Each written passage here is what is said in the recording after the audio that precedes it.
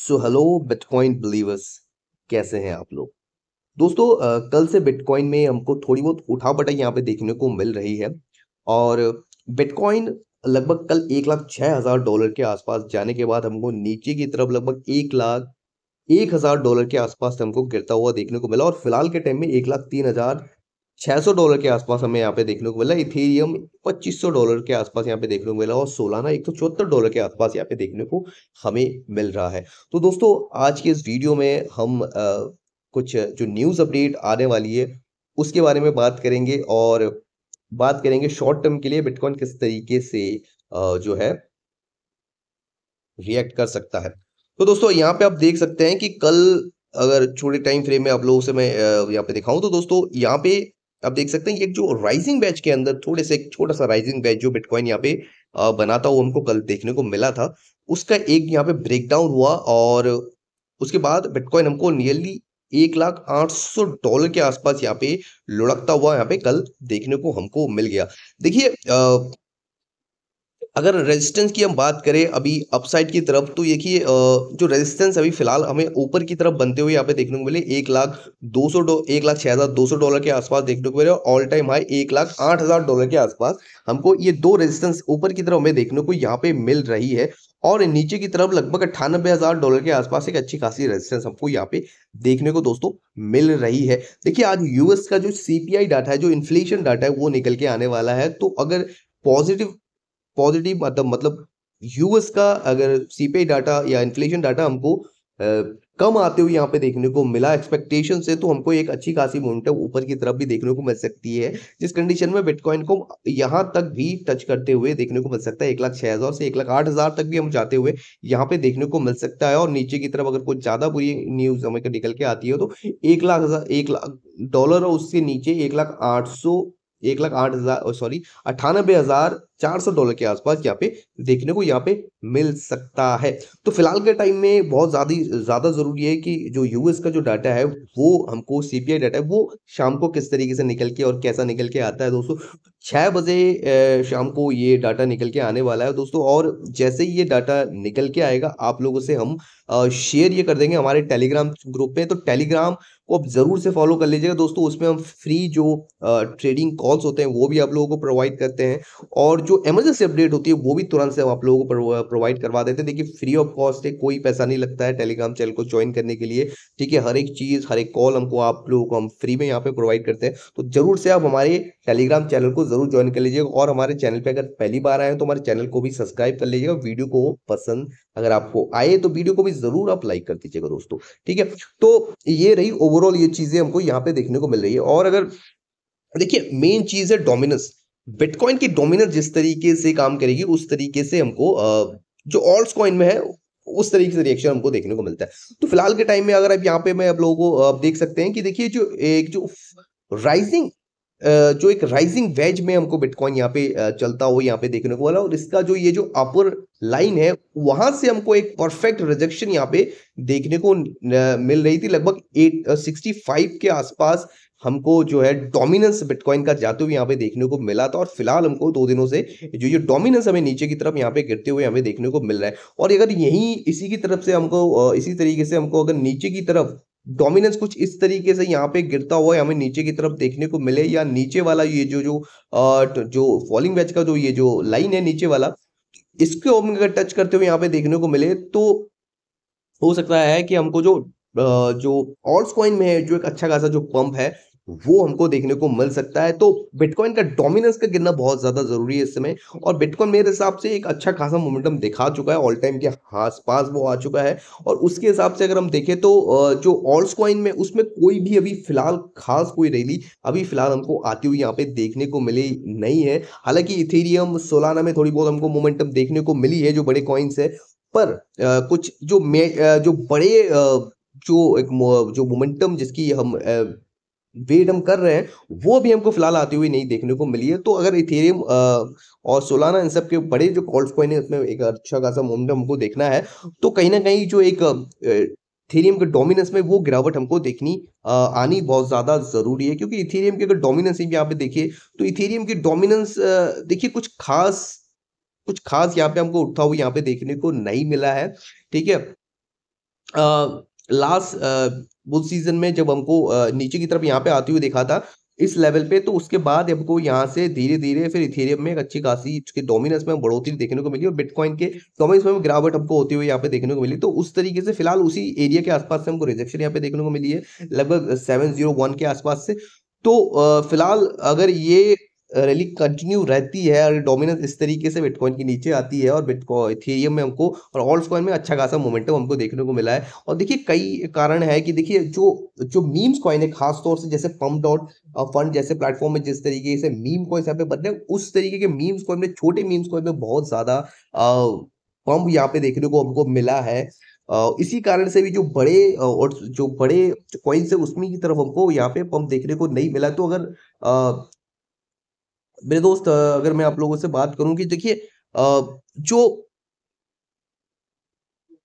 जिस तरीके से हमें छोटे मीम्स कॉइन में में हमको एक अच्छा खासा पंप देखने को मिला है, उसके उतना उस या उसके हिसाब से हमको जो बड़े डॉज कॉइन, शिबा इनू इन सब चीज़ों में उस हिसाब से हमको पंप यहाँ पे देखने को नहीं मिला है। तो देखिए अगर अब मेरे हिसाब से अगर यहाँ पे हमको 20 सेंट के आसपास देखने को मिलता है, तो डॉज में थोड़ी बहुत हमको एंट्री यहाँ पे बनानी चाहिए। डेफ़िनेटली हमसे अच्छी खासी मोमेंटम हमको आती हुई यहाँ पे देखने को मिली है, जो कि हमको लगभग 28 सेंट के आसपास हमको लेके जा सकती है।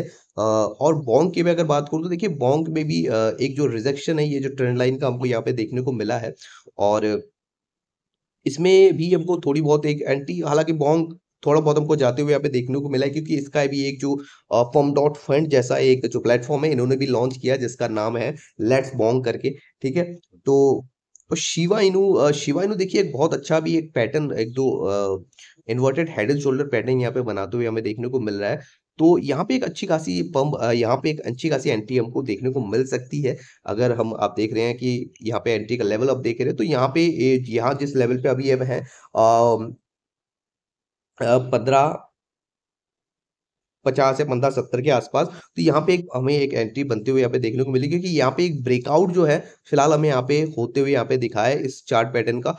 तो अगर यहाँ पे ये रहता है तो हमें एक शॉर्ट टर्म के लिए एक जो इसका जो टारगेट है 18 या 19 के आसपास जो है वहाँ पे जाते हुए हमें देखने को मिल सकता है। तो ये सारी चीज़ें हैं जो मुझे लगता है कि इन कॉइनों में एक एंट्री यहाँ पे बनाई जा सकती है। और दोस्तों अगर मैं न्यूज़ अपडेट की आप लोगों से बात करूँ तो देखिए अ, जो फ़ियर एंड ग्रीड का इंडेक्स है वो फिर से हमको ग्रीड की सिचुएशन में यहाँ पे जाते हुए हमको देखने को मिली है। तो मार्केट जो है बहुत ज़्यादा अभी ग्रीडी हो रखा है। तो अब जो नए प्लेयर्स जो अभी बोल रहे हैं कि भैया क्या बिटकॉइन में भी एंट्री कर सकते हैं, अभी सोलाना में, इथेरियम में भी एंट्री कर सकते हैं। तो मैं आप लोगों को यही बोलूँगा कि फोमो में प्लीज़ बाय मत कीजिएगा क्योंकि जब फोमो में लोग आते हैं ना, तभी लोग यहाँ पे फँसते हुए दिखते हैं और रिटेलर्स इसी कारण से पैसा यहाँ पे नहीं बनाते हुए दोस्तों दिखते हैं। तो अगर अभी लॉन्ग टर्म का आपका विज़न है, तो बिटकॉइन में अगर आप डीसी कर रहे हैं और जिस तरीके से हमने आप लोगों को कहा था कि $80,000 के आसपास बिटकॉइन आपको जब भी मिले यहाँ पे एक एंट्री बनाई जा सकती है। तो अगर आपने हमारी बात सुनी होगी, आप हमको फॉलो कर रहे होंगे, तो डेफ़िनेटली आप लोगों ने अच्छा खासा जो है अभी प्रॉफ़िट पे आप बैठे हुए होंगे, ठीक है? बाकी लोगों का सेंटीमेंट अभी ग्रीडी पे है, तो फिलहाल मैं खुद कोई बाइंग नहीं कर रहा हूँ, छोटे-मोटे जो बाइंग मैं कर रहा हूँ, कुछ जो शिबा इनू इन सब चीज़ों में मैं एक पैटर्न मेरा बन रहा है, इसी कारण से मैं यहाँ पे थोड़ी बहुत अभी एंट्री बना रहा हूँ, एक स्विंग के लिए, ट्रेडिंग के लिए। बाकी कुछ जो बड़ी एंट्री है, जो एक होल्डिंग करनी है मुझे, उस चीज़ के लिए मैं नहीं बना रहा हूँ। और यूएस और चाइना के बीच में एक जो टैरिफ को लेके जो एक जो डील है, वो होती हुई यहाँ पे देखने को मिली है। लगभग जो चाइना पे यूएस ने लगभग 145% के आसपास का जो टैरिफ उन्होंने लगाया था, उसको कम करके वो भी 30% तक लेके आए हैं। वो 30 दिनों के लिए ये अभी एप्लीकेबल रहेगा और चाइना ने भी उसी तरीके से यूएस पे जो 125% का जो टैरिफ उन्होंने बनाया लगाया था, उसको वो कम करके 10% पे लेके यहाँ पे आते हुए दिखे। तो जैसा मैंने आप लोगों को कहा था कि जैसे ही जब तक ये जो ट्रेड डील्स है यूएस और चाइना के बीच में जब तक ये चीज़ें थोड़ी बहुत सॉर्ट आउट होती हुई यहाँ पे नहीं दिखेगी, तब तक बिटकॉइन में एक बहुत बड़ा जो मोमेंटम है या जो न्यू ऑल टाइम हाई की तरफ हमको बढ़ना है, वो चीज़ें हमको होती हुई नहीं दिखेगी। और दूसरी चीज़ ये है कि रेट कट्स होना बहुत ज़्यादा ज़रूरी है।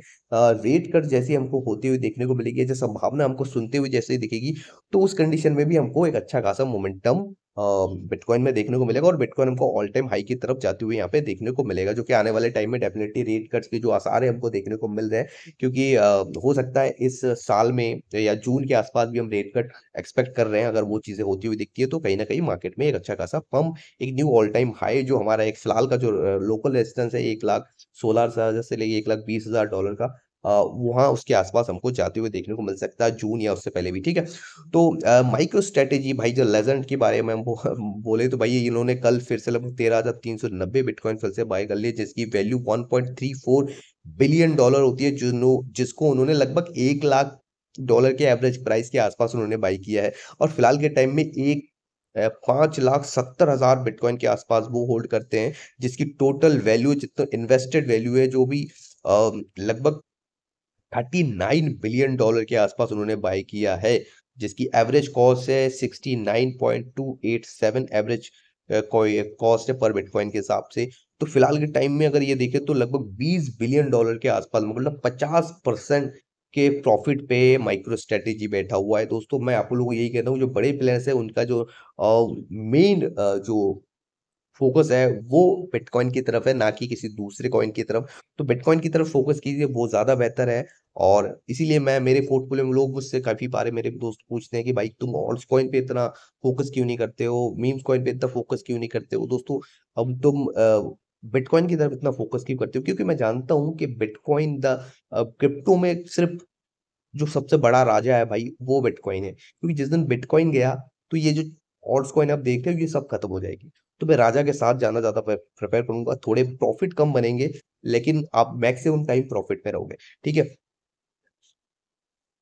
और नैस्डैक लिस्टेड एक जो जीडी कल्चर ग्रुप है, उन्होंने लगभग 300 मिलियन डॉलर की फंडिंग यहाँ पे उठाई है।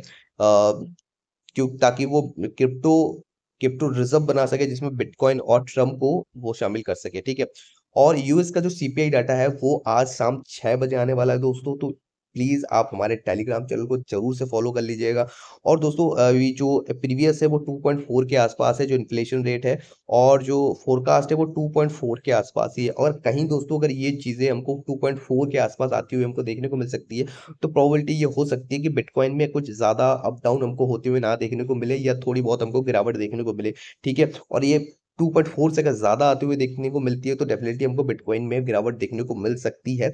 और अगर 2.4 से नीचे हमको आती हुई देखने को मिलती है 2.3 या 2.2 के आसपास, तो बिटकॉइन में एक अच्छा खासा पंप हमको देखने को मिल सकता था, जो कि हमको बिटकॉइन को 1,06,000 डॉलर और यार उस फिर वहाँ से 1,08,000 डॉलर की तरफ भी हमको जाते हुए देखने को मिल सकता है। तो आज का जो ये यूएस का जो इन्फ्लेशन रेट है वो बहुत ज़्यादा ज़रूरी है, और इन्फ्लेशन रेट इसलिए भी ज़्यादा ज़रूरी है दोस्तों, क्योंकि इन्फ्लेशन अगर कम हमको होते हुए दिखेगा, उसके बेसिस पे ही जो है अ, जो जेरोम पावेल है, जो फेड के चेयर है, वो कहीं न कहीं जो रेट कट के बारे में है, वो विचार करेंगे। तो उन्होंने ये बात अभी कही है कि देखिए इन्फ्लेशन अभी हमारे कंट्रोल में नहीं है। जब तक वो हमारे 2% के दायरे में नहीं आ जाता, तब तक हम रेट कट की आवश्यकता अभी फ़िलहाल वो महसूस नहीं करें। तो और उन्होंने ये भी कही थी कि जब तक ये ट्रेड वॉर्स जो है, ये जो टैरिफ का जो वॉर चल रहा है, वो जब तक वो चीज़ें सेटल डाउन होती हुई नहीं दिखेगी, तब तक भी हमको जो इन्फ्लेशन हमारी काबू में नहीं आएगी। जब तक इन्फ्लेशन काबू में नहीं आएगी, तब तक हम जो है रेट कट की तरफ नहीं बढ़ सकते। तो थोड़ा-सा उनको भी टाइम चाहिए, जब तक ये कि ये जो टैरिफ है इसका जो इम्पैक्ट किस तरीके से इकोनॉमी में पड़ता है, उसके बाद इस चीज़ को थोड़ा-सा देखेंगे, उसके बाद ही शायद कोई डिसीज़न वो लेते हुए यहाँ पे देखने को मिले। तो आज का ये डाटा बहुत ज़्यादा ज़रूरी है। तो दोस्तों देखते हैं, शाम का इंतज़ार हम करते हैं, जैसे ये डाटा निकल के आएगा आप लोगों को हम तुरंत से यहाँ पे प्रोवाइड कर देंगे। तो दोस्तों बस यही सारी न्यूज़ है जो आज के लिए हम लोग आप लोग जो देख रहे हैं। बाकी अगर कोई भी चीज़ निकल के आती है तो डेफ़िनेटली आप लोगों को हमको वो हम आपको वो चीज़ें शेयर करते हैं, यहाँ पे देखने को मिल जाएगी। तो दोस्तों फिर मिलते हैं अगली वीडियो में, तब तक के लिए खुश रहिए, बढ़िया रहिए और अच्छे कॉइन्स पे फ़ोकस कीजिए।